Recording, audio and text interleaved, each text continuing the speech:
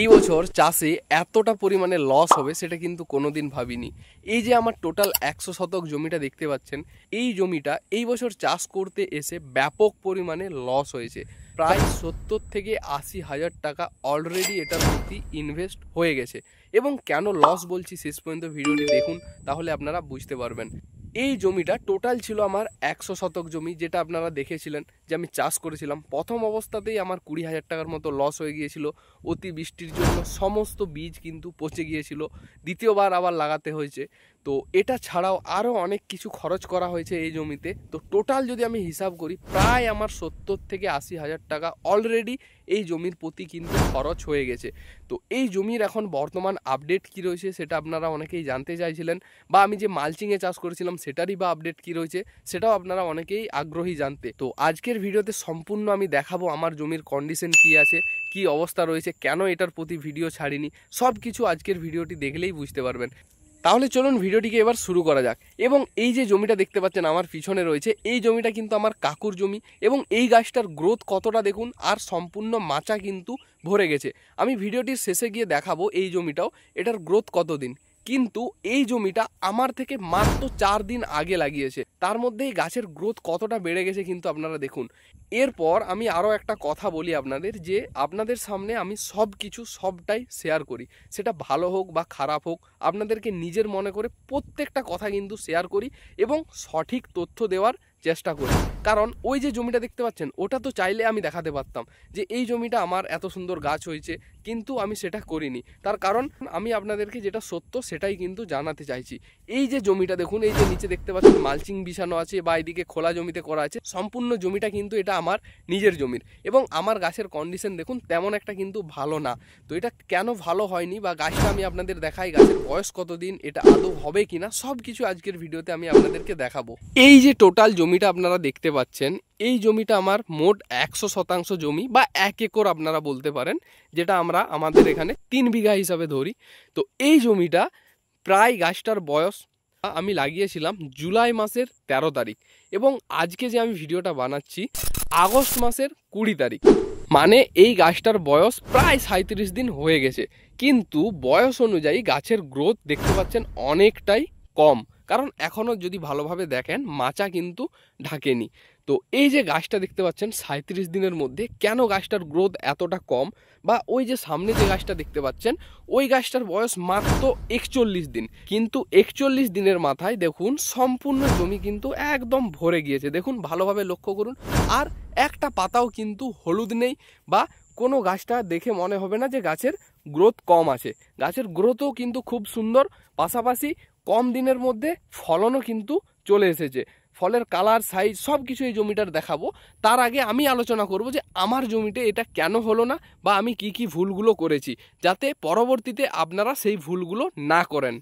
আমি যখন এই জমিতে বীজ রোপণ করেছিলাম সেই দিনেই ব্যাপক পরিমাণে বৃষ্টি হয়েছিল, এবং সমস্ত জমিতে আমার জল দাঁড়িয়েছিল, আর অনেক বীজ কিন্তু আমার মারা গিয়েছিল। যার জন্য আমার পছন্দের যে সমস্ত বীজগুলো ছিল, যেমন যোদ্ধা AK-47, জওয়ান, বিরাট, এই সমস্ত বীজগুলোই টোটালি নষ্ট হয়ে গিয়েছিল, বা ওই বীজগুলো থেকে বেশিরভাগ অঙ্কুর বের হয়নি, বীজগুলো পচে গিয়েছিল। তারপর পরবর্তীতে আমি আলাদা ভ্যারাইটি চাষ করেছি। এটা হচ্ছে 1 নম্বর পয়েন্ট, যেটা আমার সব থেকে বড় ভুল হয়েছে। অ্যাকচুয়ালি এটা ভুল নয়, আমারও কিছু করার ছিল না, যে আমি বীজ লাগিয়েছি সেই দিনেই কিন্তু ব্যাপক পরিমাণে বৃষ্টি হয়েছে। আর আগে যে জমিটা দেখালাম ওটা কিন্তু বৃষ্টির আগে লাগানো ছিল, মানে বৃষ্টির সময় গাছ বেরিয়ে গেছে, তাই কোনো সমস্যা হয়নি।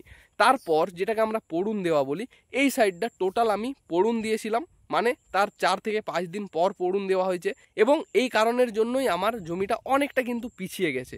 এইখানে যে টোটাল জমিটা দেখতে পাচ্ছেন 50 শতক, এই সাইডের গাছটা তবুও মোটামুটি ঠিক আছে, কিন্তু বাকি এই যে এইদিকের 50 শতক জমিটা, এটা টোটালি আমি কিন্তু ভাঙিয়ে দিয়েছিলাম, মানে সম্পূর্ণ জমিতে আবার নতুনভাবে চাষ দিয়ে মালচিং বিছিয়ে লাগিয়েছিলাম। তো এই দিকটা আরও অনেকটা পিছিয়েছে। তো অ্যাকচুয়ালি যদি আমি টোটাল দেখতে যাই, যে সময় অনুযায়ী গাছের গ্রোথ মোটামুটি ঠিক আছে, এবং এখন গাছটা আস্তে আস্তে অনেকটাই ভালো হচ্ছে। কিন্তু এখন বাজার মূল্য মোটামুটি ভালো আছে, পরবর্তীতে হয়তো দাম অনেকখানি কমেও যেতে পারে। এখন এই অবস্থায় এসে আমার দ্বিতীয় চাপানো দেওয়া কমপ্লিট হয়েছে, এবং এটাতে পরিচর্যা তেমন একটা করা হয়নি। তার বেশ কিছু কারণ রয়েছে। প্রথম দিকে গাছের গ্রোথ এতটাই কম ছিল যে গাছ লতাতেই পারছিল না এবং গাছ অনেকখানি হলুদ হয়ে বসেছিল। তার জন্য এটার পরিচর্যাও অনেকটা করা হয়নি ঠিকঠাক, বা মন মেজাজও ঠিকঠাক ছিল না, তার জন্য এই গাছটার উপর সেইভাবে গুরুত্বও দেওয়া হয়নি। এবং বর্তমানে দেখতে পাচ্ছেন গাছ কিন্তু অনেকটা ভালো লাগছে এবং মনে হচ্ছে এই সম্পূর্ণ মাচা ঢাকবে এবং আস্তে আস্তে ফলনও বৃদ্ধি হতে শুরু করবে। তো এখনও ফলন আসতে এই গাছটা বেশ কিছুদিন টাইম লাগবে, কারণ এই গাছটা এখনও মাচা ঢাকতেই প্রায় 7 থেকে 8 দিন লাগবে, তারপর এটাতে ফলন নামবে। আর বেশিরভাগ আমি এই বছর বেশ কিছু নতুন ভ্যারাইটি চাষ করেছি, যেইগুলো আপনাদেরকে সামনের বছর দেব যদি ভালো ফলন হয়। আর পছন্দের বীজগুলো তো এই বছর লাগানো হয়নি, তো দেখা যাক এগুলো থেকে কেমন কি ফলন পাওয়া যায়। বাকি সব কিছুই এই জমির পরপর আমরা আপনাদেরকে আপডেট দিতে থাকবো। অনেক কৃষক আমাকে বারবার ফোন করছে, মেসেজ করছে বা কমেন্ট করছে ডাইরেক্ট ইউটিউবে যে কেন আমি আমার জমির আপডেট দিচ্ছি না বা কেন এই জমির কোনো পরিচর্যা দেখাচ্ছি না। সব কিছু আপনাদের সামনে আজকে বললাম কারণটা। এবং সব থেকে বড় যেটা প্রবলেম হয়েছিল যে এই জমিটা দেখতে পাচ্ছেন এই সাইডটা আমি পুরোটাই মালচিং লাগিয়েছিলাম, কিন্তু এখন কোনোটাই মালচিং নেই। তো এটাও একটা বেশ বড় ফ্যাক্টর, কারণ মালচিংগুলো সব আবার আমি উঠিয়ে ফেলেছি। কেন উঠিয়ে ফেলেছি সেটাও আমি বলছি, আজকের ভিডিওটা দেখলেই আপনারা বুঝতে পারবেন। আর এই যে জমিটা এখন দেখতে পাচ্ছেন এটাতে শশা করলা একই সাথে লাগানো আছে। দেখুন এখানে যদি ভালোভাবে লক্ষ্য করেন, দেখুন করলা গাছ দেখতে পাবেন, কিন্তু এই সাইডটা টোটালি শুধু শশা লাগানো আছে, এর সাথে সাথী ফসল হিসাবে কোনো কিছু করা হয়নি। মানে এই বছর যে টোটাল আমি 100 শতক চাষটা করেছিলাম বেশিরভাগটাই কিন্তু অগোছলো হয়ে গেছে, একদম মনের মতো হয়নি কোনোটাতেই। যেমন এদিকটা প্রথমে মালচিংয়ে করেছিলাম, সেটাও একদম সম্পূর্ণ ক্ষতিগ্রস্ত হলো, যে কারণে আমাকে মালচিং তুলে ফেলতে হলো। 2-4 লাইন আমি রেখেছি মালচিংটা, আমি নিজে আপনাদেরকে দেখাবো বলে। আর এই সাইডটা কিন্তু একদম জল জমে যায়, তার জন্য বেশ ক্ষতিগ্রস্ত হয়। যদিও আমার ভুলে মালচিংটা বিছানো হয়নি, তার কারণেই কিন্তু মালচিংটা তুলে ফেলতে হয়েছে। কারণ এই যে জমি লেভেল থেকে দেখতে পাচ্ছেন মালচিংটা একদম উঁচু করাই হয়নি। আপনারা প্রথম দিকে অনেকেই কমেন্ট করেছিলেন যে মালচিং বিছানো হচ্ছে না বা হয়নি, কিন্তু সেই মুহূর্তে আমার আর কোনো কিছু করার ছিল না, সব কিছু আমি রেডি করে দিয়েছিলাম। তার জন্য একদম জমিটা থেকে আমি মালচিং তুলে একদম আবার নতুনভাবে চাষ করেছি। তো এই সব করতে গিয়ে আমার ব্যাপক পরিমাণে এবছর ক্ষতি হয়েছে বা ব্যাপক পরিমাণে টাকা লেগেছে। আমি আদৌ জানি না এই জমি থেকে যে টাকাটা খরচ করেছি সেটা তুলতে পারবো কি না, কারণ এই 37 দিনের মধ্যে গাছ কিন্তু আমার সম্পূর্ণ অন্যান্য বছর মাচা ঢেকে যায় বা ফলনও কিন্তু স্টার্ট হয়ে যায়। আর এই বছর দেখেই তো একদম খারাপ লাগছে। তো প্রথম দিকে তো কিছু পরিচর্যাও করা হয়নি, শুধুমাত্র 1বার বা 2বার মাত্র ওষুধ দেওয়া হয়েছে। হয়তো আপনাদেরকে বললে বিশ্বাসও করবেন না, কিন্তু সব কিছু আপনাদের সামনে আমি সত্যি কথাই বলছি যে এই জমিতে 1 থেকে 2বার মাত্র ওষুধ স্প্রে করা হয়েছে। মাঝে মনে হচ্ছিল যে এই জমিটাতেই হবে না, পুরো ছেড়ে দেবো, মাচা টাচা করার কোনো রকম কোনো ইচ্ছে ছিল না। তারপর যখন গাছ লতাতে শুরু করলো তখন মনে হলো যে না, মাচাটা করাই যেতে পারে। এই সাইডটা দেখতে পাচ্ছেন একদম মাচা টাচা কিছুই করি না, এই দিকের জমিটা পুরো একদম ছেড়েই রেখেছি। বাকি এই সাইডটাও একদম গোছানো নয়, অগোছলো হয়ে আছে। তো বাকিটা দেখা যাক কি হয়, ফলন যদি আসে খুবই ভালো। আর আদৌ এই জমি থেকে ফলন আসবে কিনা সেটাও আপনারা কমেন্ট করবেন। বাকি এই যে টোটাল অল্পটুকু জায়গার মধ্যে, মানে এই আমাদের এলাকাটার মধ্যে 300 থেকে 350 একর শশার চাষ হয়েছে, যেটা কিন্তু অনেকটা বেশি। তো তার মধ্যে আমার হয়তো সব থেকে খারাপ গাছ, বা আমার লাকটা এই বছর সব থেকে বেশিই খারাপ ছিল হয়তো। বাকি সবার গাছ কিন্তু বেশ ভালোই রয়েছে। তো দেখা যাক তারপরও কতদূর কি করা যায়।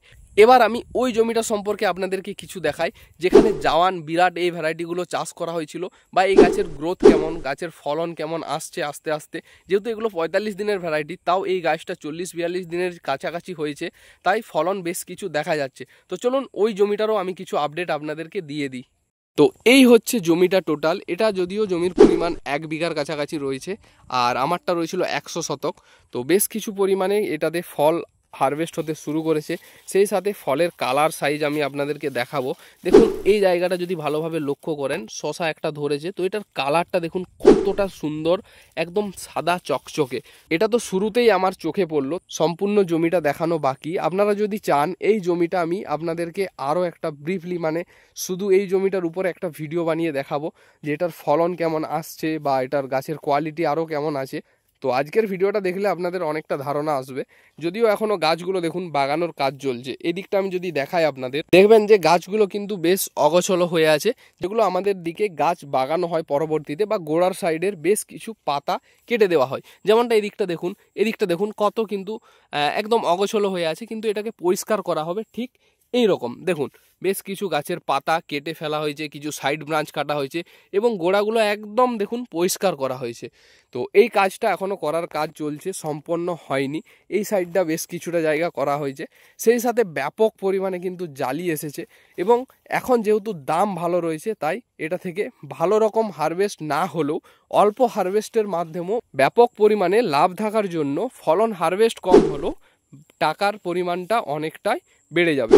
তো যাই হোক, এই যে জমিটা দেখছেন এটার গাছ তো খুব সুন্দর রয়েছে, একটা গাছও রোগাক্রান্ত গাছ দেখাতে পারবেন না এবং ফলনও আস্তে আস্তে কিন্তু নামতে শুরু করেছে। আপনাদেরকে যদি ভালোভাবে দেখায় দেখতে পাবেন যে ছোট ছোট অজস্র কিন্তু জালি এসেছে এবং এর সাথে এটার কালার ও সাইজ আমি আপনাদেরকে দেখানোর চেষ্টা করছি।